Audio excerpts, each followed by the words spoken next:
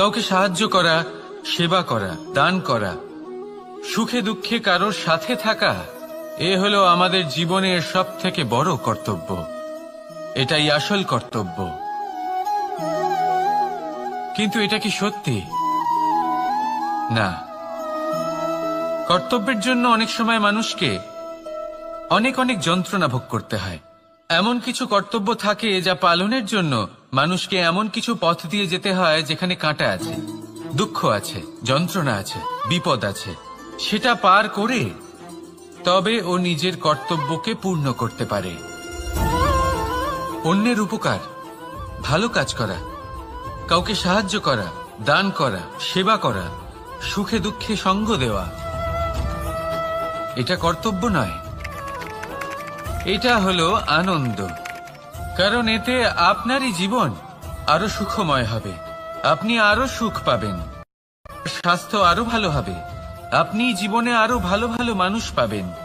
আর সব থেকে বেশি যদি এ কিছু বাড়িয়ে তোলে তাহলে তা হলো প্রেম। তাহলে একে কর্তব্য মনে করবেন না, এ হলো শুধুই সেই পথ যাতে অগ্রসর হয়ে আপনি নিজের জীবন অত্যন্ত সুখময় করে তুলতে পারবেন। তাহলে আপনি এটাই করুন আর আমার সাথে ভালোবেসে বলুন, রাধা রাধা। আমরা সব সময় চাই যে এই সংসার আমাদের জ্ঞানী বলবে, বুদ্ধিমান বলবে, বুঝদার বলবে, কিন্তু মূর্খ মূর্খ যেন কেউ না বলে। মূর্খ শব্দটা আমরা কেউ শুনতে চাই না, দূরে পালাতে থাকি। কিন্তু একটা সত্যি সবার কাছে অজানা, যে মূর্খ হওয়া হলো বুদ্ধিমান হওয়ার দিকে সর্বপ্রথম পদক্ষেপ। আপনি যত খুশি দিগ্গজ জ্ঞানী মানুষদের সাথে আলাপ করুন, যত ইচ্ছে কথা বলুন, যতই জ্ঞানের কথা আলোচনা করুন, অভিজ্ঞতা মূর্খ হবার পরেই পাওয়া যায়, তাই নয় কি? মূর্খ হবার পরে আপনি এটা বুঝতে পারবেন যে কি করা উচিত নয়। জ্ঞানী ব্যক্তি আপনাকে এটা বলবেন যে কি করা উচিত।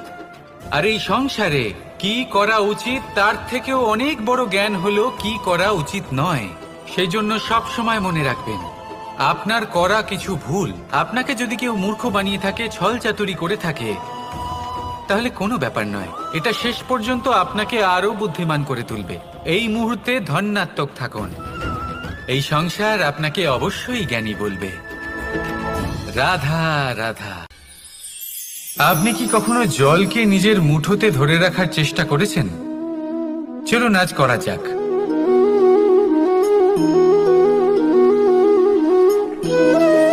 যদি আপনি নিজের মুঠো জোরে বন্ধ করেন, জল ধরে রাখতে পারবেন না। যদি আপনি তাকে এমনি বইতে দেন, তাহলে ও নিজের পথ নিজেই করে নেবে আর আপনার হাতেও থেকে যাবে। আমাদের জীবনও হলো কিছুটা এরকম, জলের মতো, নিজের পথ নিজেই করে নেয় এই জীবন। প্রত্যেক সমস্যার সমাধান নিজেই করে নেয় এই জীবন। তাই জীবনে যখন কোনো পরিস্থিতি আমাদের প্রতিকূল হয়ে থাকে, কিছুই হয়তো আমরা বুঝতে পারছি না, কিছুই যখন বসে থাকে না, তখন আমরা হতাশ হয়ে পড়ি, নিরাশ হয়ে পড়ি। আর এটাই করা উচিত নয়। শান্ত মনে দেখতে হবে যে এই জীবনে আসলে কি ঘটে চলেছে। কষ্ট সবাই ভোগ করেন, কষ্ট পেলে কেউ রেগে যান, রেগে গিয়ে পরাক্রম দেখান, এটাই তো করা উচিত নয়। শান্ত মনে সেটাই করতে হবে যা জীবন আমাদের শেখাতে চাইছে। জীবন আমাদের সব শিখিয়ে দেবে, শুধু মনে রাখবেন কখন প্রয়াস করতে হবে আর কখন আমাদের প্রতীক্ষা করতে হবে, সেটা আগে আপনাকে বুঝতে হবে। তাহলে আসুন আমার সাথে ভালোবেসে বলুন, রাধা রাধা। অনেক ব্যক্তির মনে একটা প্রশ্ন জাগে আমাকে আর রাধাকে নিয়ে। বলেন যে না আমি আর রাধা একসাথে থাকি, না আমাদের বিয়ে হয়েছে, আমি এখানে দ্বারকাতে, ও ওখানে বর্ষনাতে, তাও এত ভালোবাসা কি করে? এ কেমন সম্পর্ক? আমি তাদের একটা সহজ কথা বলতে চাই। আপনি কখনো আয়নার দিকে দেখেছেন? নিজের দুই চোখের দিকে তাকিয়ে জিজ্ঞাসা করুন, এই দুই চোখ একসাথে কেন বন্ধ হয়, একসাথে কেন খোলে, একসাথে কেন ঘুমোয়, একসাথে কেন কাঁদে? আজীবন কোনো এক মানুষের সাথে সম্পর্ক রাখা অবশ্যই সম্ভব, তাদের সাথে দেখা না করে। আমার আর রাধার ভালোবাসাও কিছুটা এরকমই, আর কিছুটা এরকমই হয় ভালোবাসা দুই নয়নের মতো, যারা কখনোই মিলিত হবে না, কিন্তু চিরকালের জন্য একসাথে জুড়ে থাকবে। এই অনুভূতি নিঃস্বার্থ হয়, আর এই নিঃস্বার্থ ভালোবাসা আপনাকে আনন্দের পথে অগ্রসর করে। জীবনে সবসময় নিঃস্বার্থভাবে ভালোবাসুন, শুধুমাত্র আনন্দই পাবেন। তাহলে আসুন আমার সাথে নিঃস্বার্থভাবে ভালোবেসে বলুন, রাধা রাধা। মানুষ আর ধন, এই দুইয়ের মধ্যে সম্পর্ক খুব ঘনিষ্ঠ। ধন হলো সেই শক্তি যার ব্যবহার মানুষ করে থাকে সাংসারিক বস্তু ক্রয় করার জন্য, নিজের জীবন যাপন করার জন্য। আর মানুষ হলো সেই শক্তি যারা ধনকে গুরুত্বপূর্ণ করে তোলেন। এবার একটা কথা বলি, ব্যবহার করা উচিত ধনকে আর ভালোবাসা উচিত মানুষকে। এটা বেশিরভাগ মানুষই বোঝেন না। মানুষ এখানেই সব থেকে বড় ভুল করে বসেন। তারা ভালোবাসেন ধনকে আর ব্যবহার করেন মানুষকে। এ হলো অনুচিত। দেখুন, আপনি একটা সূচের দ্বারা যুদ্ধ করতে পারবেন না, আর কোনো তলোয়ার দ্বারা বস্ত্র সেলাই করতে পারবেন না, তাই না? কোনটা কিসের জন্য হয় সেটা বোঝা অত্যন্ত জরুরি। আপনিও সঠিক দিকে অগ্রসর হন। মানুষকে ভালোবাসুন আর ধনকে ব্যবহার করুন। যদি আপনি মানুষকে ব্যবহার করেন, তাহলে আপনি ভালোবেসে ফেলবেন ধনকে, আর এই ভালোবাসা ধীরে ধীরে পরিণত হবে লোভে, আর ধীরে ধীরে এটা আপনাকে বিনাশ করে দেবে। তাহলে সমস্ত মানুষকে ভালোবাসুন আর এইভাবে ভালোবেসে বলুন, রাধা রাধা। সাফল্য কে না চান? সাফল্য লাভ করার, শিখরে পৌঁছানোর আলাদাই একটা আনন্দ রয়েছে। আর আপনজনদেরও কে না চান? প্রত্যেক মানুষ চান যেন জীবনে তার কোনো আপনজন থাকে, যারা সবসময় তাদের সাথে থাকবে। কারণ আপনজনের সাথেই তো সাফল্যের আনন্দ সব থেকে বেশি পাওয়া যায়। কিন্তু আসলে কি হয়, অনেক সময় সাফল্যের খোঁজে সেই পথে চলতে চলতে আমরা আপনদের থেকে দূরে চলে যাই। না চাইতেও দূরে চলে যেতে হয়, ওনাদের সাথে সময় কাটাতে পারি না। আর আমরা ভুলে যাই যে সাফল্যের আসল আনন্দ আপনজনদের সাথেই পাওয়া যায়। সফল হওয়ার পরে আপনদের সাথে দেখা হলে তাদের চোখে আমাদের জন্য যে আবেগ থাকে, যে সম্মান, যে প্রেম থাকে, সেটাই হলো আসল পুরস্কার। আমরা সেই কথা ভুলে যাই এবং একা হয়ে পড়ি। বেশিরভাগ সময় এটাই হয়। বেশিরভাগ সময় সফল মানুষগুলি একা হয়ে যান। এবার আপনি কি চান? আপনি অসফল হয়ে দিনগুলি একাকিত্বে কাটাতে চান, নাকি সফল হয়ে আপনজনদের সাথে আনন্দে থাকতে চান? সেই সিদ্ধান্ত আপনার। সাফল্যের পেছনে ছুটুন, নিজেকে উজাড় করে দিন, কিন্তু আপনজনদের সঙ্গ ত্যাগ করবেন না। সেই আপনজন যারা আপনার সাফল্যের জন্য দায়ী, সেই আপনজন যিনি আপনার সাফল্যে আনন্দ পান, সুখ লাভ করেন, তাদের কখনো ত্যাগ করবেন না। আসুন আমার সাথে ভালোবেসে বলুন, রাধা রাধা। ভগবান আর ভক্ত যখন একাকার হয়ে যায়, যখন ভক্ত তার ভগবানের প্রতি এবং নিজের জীবনের উদ্দেশ্যের প্রতি সম্পূর্ণরূপে সমর্পিত হয়, তখন জন্ম নেয় ভক্তি। এই সংসারের সমস্ত আশা হয়তো আপনার সঙ্গ ত্যাগ করে দিতে পারে, তখনও ভক্তি সাথে থাকবে। ভক্ত আর ভগবান যখন একাকার হয়ে যায়, তাদের মধ্যে কোনো পার্থক্য থাকে না। তারা এক হয়ে যায়, এক ব্যক্তিত্ব, এক অস্তিত্ব। সেই জন্য কখনো জীবনে যে কোনো রূপেই, যে কোনো প্রকারেই, যে কোনো ঈশ্বরকে মান্য করুন। মনের মধ্যে শ্রদ্ধা ভাব জাগ্রত করুন, মনে ভক্তি ভাব জাগ্রত করুন।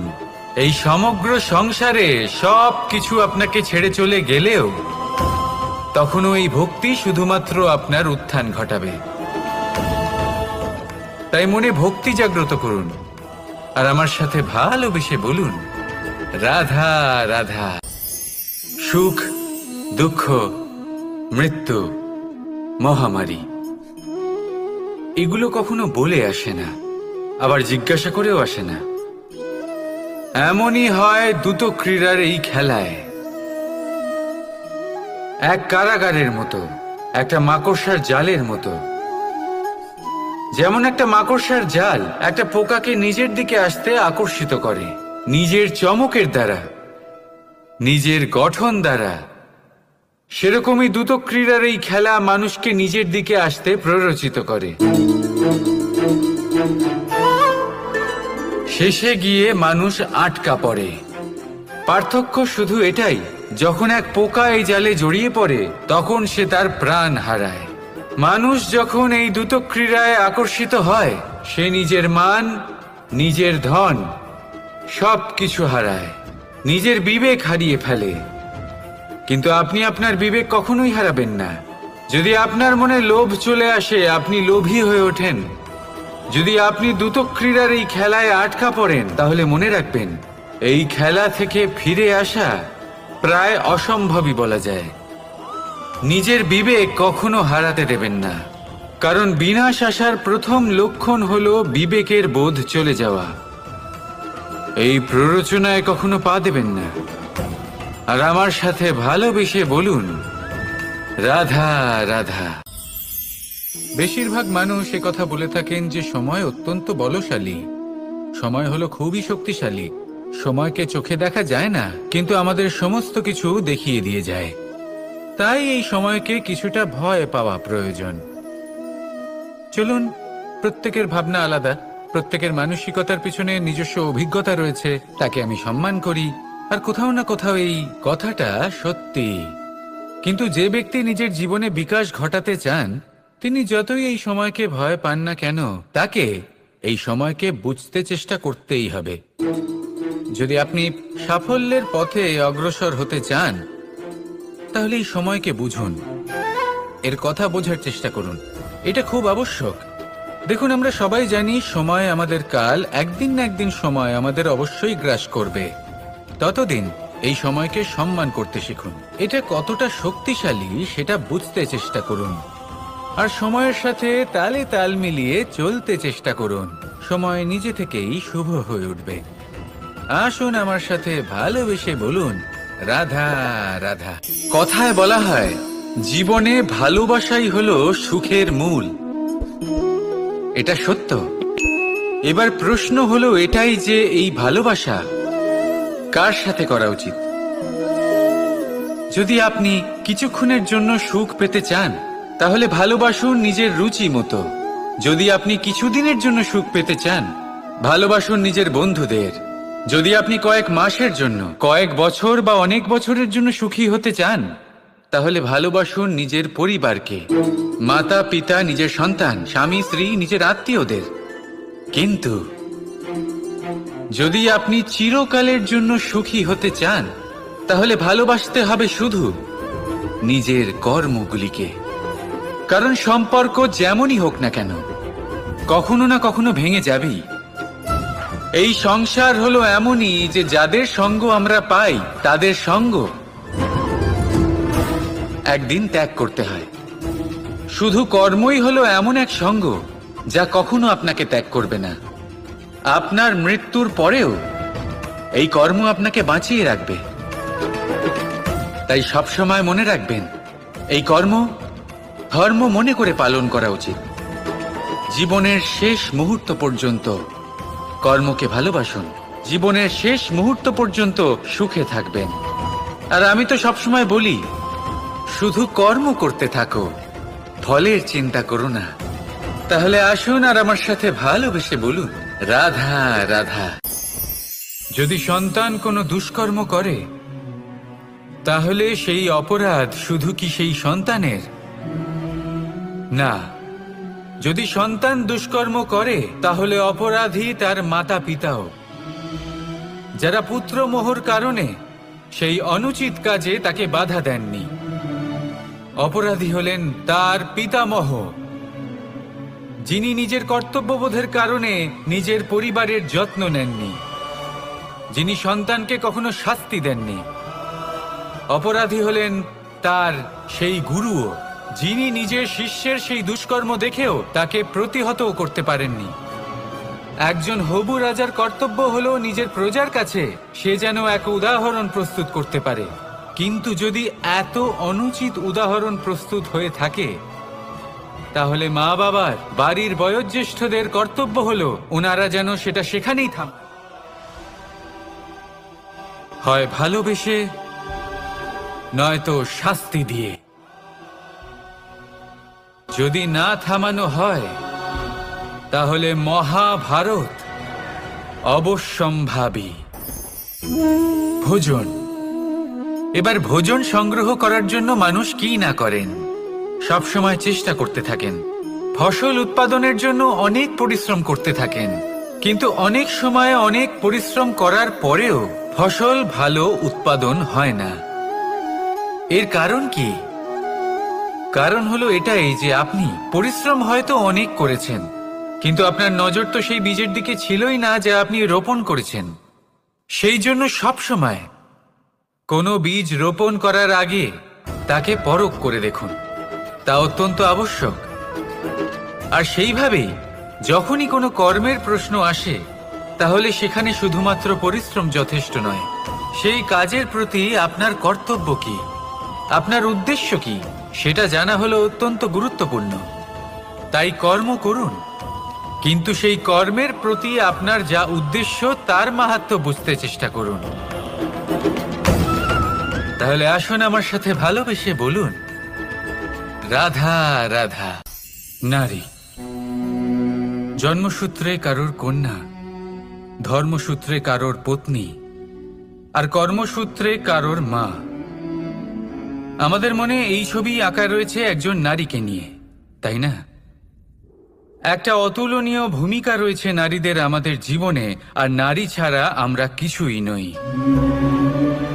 কিন্তু অধিকার, সেখানে আমরা একটা ভুল করে বসি।